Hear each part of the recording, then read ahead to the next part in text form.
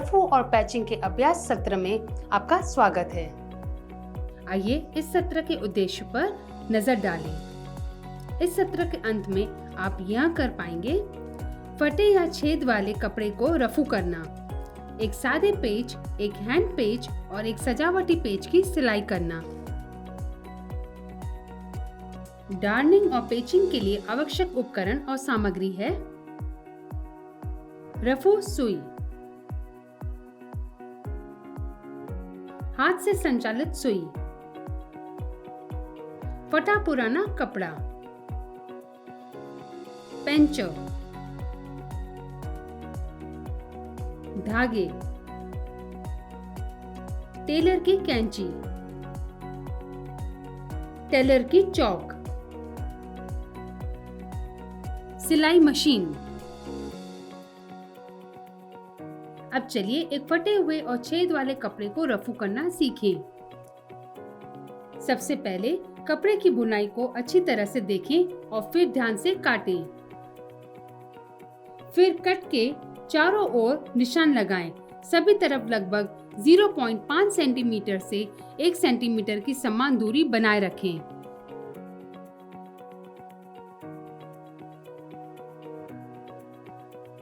इन निशानों का उपयोग रफू का पता लगाने के लिए करें। एक ओपन फिश बोन स्टिच के साथ कट के दोनों किनारों को एक साथ खींचें।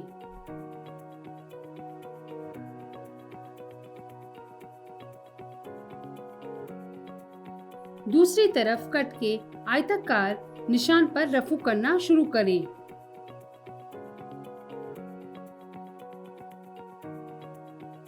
इसके लिए रफू सुई का इस्तेमाल करें और हो सके तो उसी कपड़े के धागे का इस्तेमाल करें। इस बात का ध्यान रखें कि उस कपड़े के निचले हिस्से से धागे खींचे जाएं जो कि हेम या फेसिंग आदि हो। बेहतर परिणामों के लिए यदि आप वार्प की दिशा में रफू करते हैं तो वार्प थ्रेड का उपयोग करें और यदि आप वेफ्ट की दिशा में रफू करते हैं तो वेफ्ट थ्रेड का उपयोग करें। कपड़े की बुनाई के अनुसार रफू करें, यानी एक धागा ऊपर और एक धागा नीचे। सिलाई की पंक्ति के अंत में लूप छोड़ दें। सिकुड़ने के लिए सिलाई की प्रत्येक वैकल्पिक पंक्ति में लंबे लूप छोड़ें। अब चलिए एक त्रिकोणीय कटाई का रफू सीखते हैं। त्रिकोणीय कट के लिए सीधे कट वाली विधि ही अपनाएं।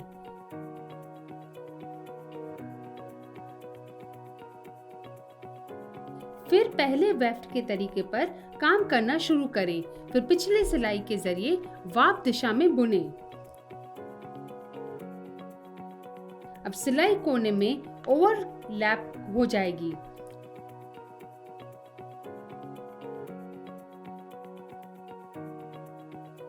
इसके बाद आइए एक छेद का रफू करना सीखें। एक छेद को रफू करने के लिए पहले छेद के किनारों को ट्रिम करें ताकि एक आयताकार आकार दिखाई दे। इसके अलावा छेद के आसपास घिसे पिटे स्थानों को भी ट्रिम करें।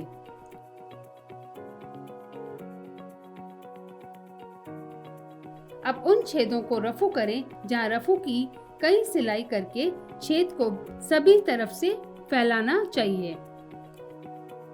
अंत में बारी बारी से सिलाई करके बुनें।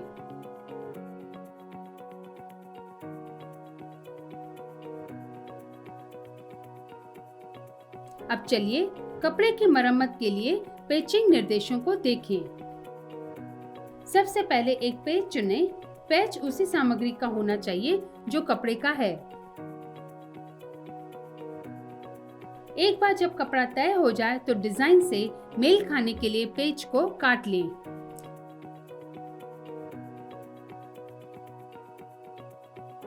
अगर कपड़े को टिकाऊ होना है तो उसका वजन और बनावट कपड़े के समान होनी चाहिए। हमेशा कपड़े में सीधा पैच काटें और पैच के रेशे को कपड़े के रेशे से मिलाएं। अब आइए एक सादे पैच की सिलाई को देखें। छेद के आकार से अलग पैच को चौकोर या आयताकार होना चाहिए। घिसे पीटे स्थान या छेद के चारों ओर आयताकार या चौकोर आकार में कच्ची सिलाई करें।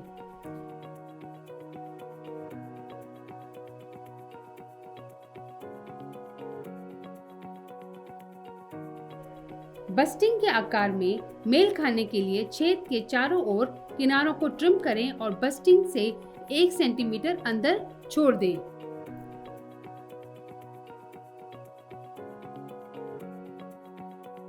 प्रत्येक कोने में 1 सेंटीमीटर डायगोनल कट लगाएं।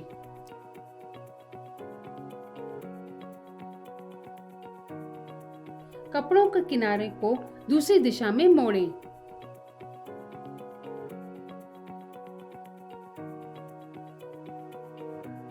सपाट रखें और सावधान रहें कि किनारे खींचे नहीं।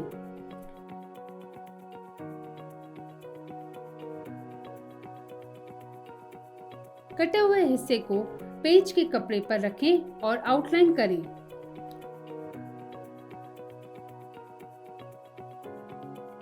चारों ओर 1 सेंटीमीटर सीम अलाउंस जोड़ें, फिर से निशान लगाएं और आउटर लाइन को काटें।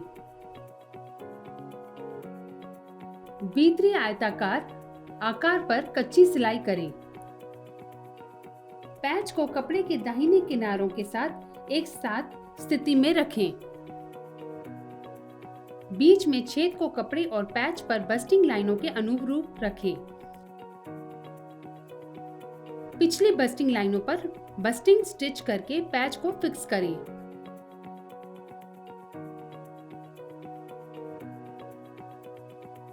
फिर हाथ से या मशीन सिलाई के साथ बस्टिंग लाइनों के पास सिलाई करें। कटे हुए कोनों को सावधानी से समेटें। सीम अलाउंस को दबाकर खोलें और कोनों को काट दें। सीम अलाउंस को ओवरकस्टिंग के साथ समाप्त करें और बस्टिंग को हटा दें। अगला हेम्ड पैच को कैसे सिलना है इसके बारे में सीखेंगे। हेम्ड पैच के लिए पैच के टुकड़े में एक बड़ा सीम अलाउंस जोड़ें, यानी 1 सेंटीमीटर के बजाय 1.5 सेंटीमीटर जोड़ें।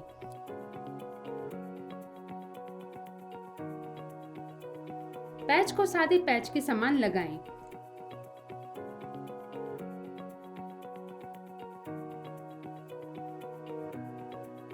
कपड़े को कोनों को सीम अलाउंस ट्रिम करें।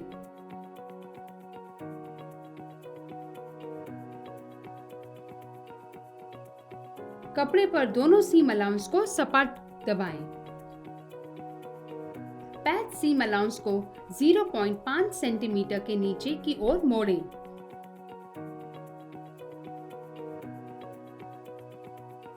इसे कपड़े से सिलाई करें, फिर इसे स्लिप स्टिच में हेम करें। अंत में बस्टिंग हटा दें।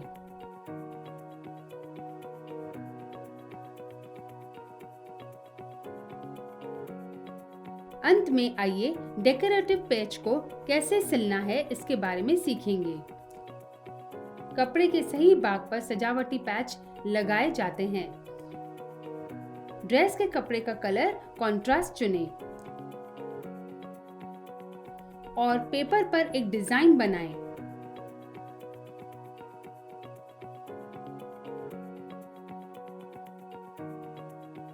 डिजाइन के आकार को ड्रेस के खराब हिस्सों को ठीक से कवर करना चाहिए। पैच को काटने के लिए पैच के कपड़े पर पेपर को पिन करें।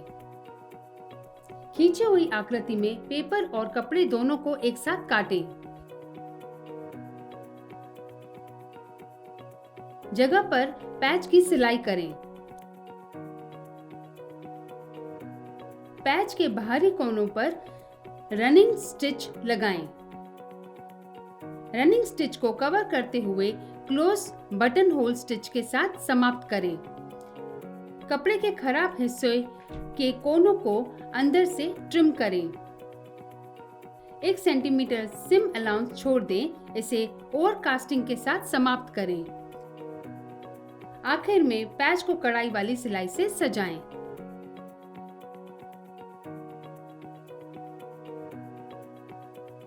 आइए चर्चा किए गए मुख्य बिंदुओं पर दोबारा गौर करें। रफू करने से पहले कपड़े की बुनाई को अच्छी तरह से देखना और फिर ध्यान से काटना। यदि आप वार्प की दिशा में रफू करते हैं तो वार्प थ्रेड का उपयोग करें, और यदि आप वेफ्ट की दिशा में रफू करते हैं तो वेफ्ट थ्रेड का उपयोग करें। एक पैच उसी सामग्री का होना चाहिए जो कपड़े का होता है। छेद के आकार से स्वतंत्र पैच को चौकोर या आयताकार होना चाहिए। इसी के साथ यह सत्र समाप्त होता है। आशा है कि आपको रफू और पैचिंग के अभ्यास के बारे में अच्छी समझ मिल गई होगी। अगले सत्र में मिलते हैं।